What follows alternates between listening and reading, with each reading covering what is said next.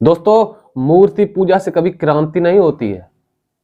क्रांति होती है तो विचारधारा से। इसलिए मूर्ति पूजा मत करिएगा, वैचारिक बनिएगा। नमस्कार दोस्तों, मैं रवि साक और आपका स्वागत है आपके अपने चैनल साक्य रवि बौद्ध में। तो दोस्तों, आज इसी चीज पर, मूर्ति पूजा पर भी थोड़ी सी चर्चा करेंगे एक कहानी के माध्यम से। ध्यान से सुनिएगा। वीडियो शुरू करने से पहले दोस्तों मैं बोलना चाहूंगा कि जो हमारे चैनल पर नए जुड़े उससे रिक्वेस्ट है हमारे चैनल सब्सक्राइब करें, बेल आइकन को भी प्रेस कर लें, क्योंकि इसी प्रकार की वीडियो इस चैनल पर मिलती रहेगी। चलिए दोस्तों शुरू करते हैं। एक राजा था, वह मूर्ति पूजा का विरोधी था। एक दिन एक व्यक्ति उसके राज दरबार में आया। उसने राजा को ललकारा, हे राजन, तुम मूर्ति पूजा का विरोध क्यों करते हो? राजा बोला, तुम मूर्ति पूजा को सही सिद्ध करके दिखाओ, मैं मूर्ति पूजा करने लगूंगा। व्यक्ति बोला, राजन, आपके जो ये स्वर्गीय माता और पिता की जो फोटो टंगी है, इन पर थूक करके दिखाओ। अगर नहीं थूक सकते हो तो मूर्ति पूजा स्वीकार करो। यह सुनकर पूरी राजसभा में सन्नाटा छा गया। थोड़ी देर बाद राजा बोला, 7 दिन बाद तुम हमारे यहाँ आना और मैं इसका जवाब दूंगा। उस समय तो वह व्यक्ति चला गया और चौथे दिन ही वह व्यक्ति दौड़ता भागता गिरता उठता राज दरबार में पहुंच गया और जोर जोर से रोने लगा, त्राहिमाम राजन, त्राहिमाम, त्राहिमाम। राजा बोला, क्या हुआ? व्यक्ति बोला, राजन, राज सैनिक हमारे माता पिता को बंदी बना करके उठा लाए हैं और 2 मूर्तियां हमारे घर में रख आए हैं। राजा बोला, हाँ, आपके माता पिता की मूर्तियां हमने ही बनवा करके आपके यहाँ भिजवाई हैं। आज से आपके माता पिता हमारे बंदी रहेंगे और उनको खाने पीने के लिए कुछ भी नहीं दिया जाएगा, लेकिन आप उनकी मूर्तियों की अच्छी तरीके से पूजा पाठ करें, देखभाल करें और उन्हें खिलाएं पिलाएं, बढ़िया वस्त्र और आभूषण पहनाएं।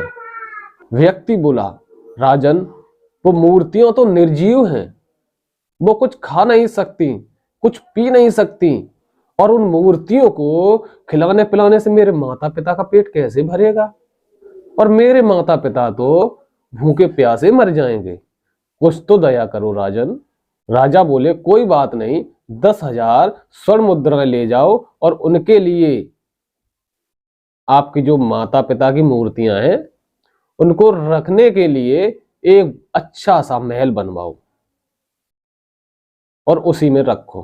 व्यक्ति बोला, राजन, हमारे माता पिता बंदी गृह में रहे और हम उनकी मूर्तियों को महल बनवा के रखें, उनकी सेवा पानी करें, उनको नहलाएं धुलाएं, सब कुछ करें, यह तो महामूर्खता है राजन। राजा बोले, हम देखना चाहते हैं कि आप अपने माता पिता की मूर्तियों की सेवा करते हैं और आपके असली माता पिता की सेवा होती है या नहीं। व्यक्ति गिड़गिड़ा करके बोला, राजन, उन मूर्तियों की सेवा करने से हमारे माता पिता की सेवा नहीं हो सकती है। राजा बोला, जब आप सर्वशक्तिमान सर्वव्यापक भगवान, देवी और देवता की मूर्ति की पूजा करते हैं और आप समझते हैं कि वो हमारे भगवान तक सेवा पहुंच रही है, तो आपके माता पिता की मूर्तियों की सेवा करने से आपके असली माता पिता तक सेवा पहुंचती है या नहीं? तो आपकी माता पिता की मूर्तियों की पूजा करने से, उनको खाना पीना देने से, मूर्तियों की अच्छी सेवा करने से आपके असली माता पिता तक क्यों नहीं पहुंचेगी? अब वह व्यक्ति कुछ नहीं बोला, बेहोश होकर जमीन में पड़ गया।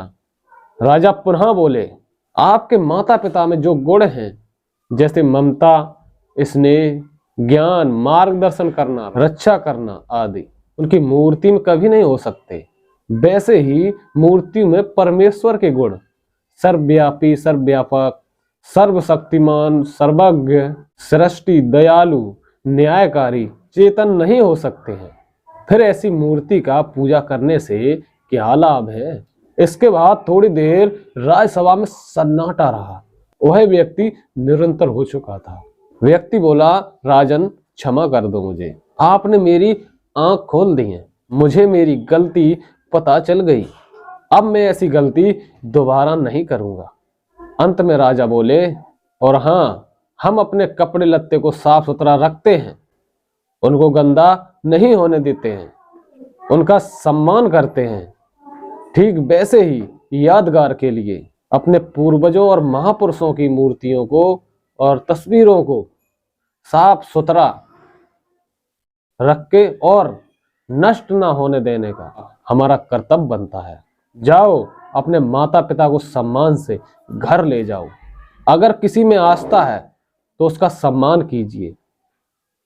अंधविश्वास और पाखंडवाद को बढ़ावा मत दीजिएगा।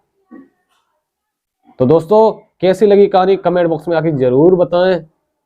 आज के लिए बस इतना ही।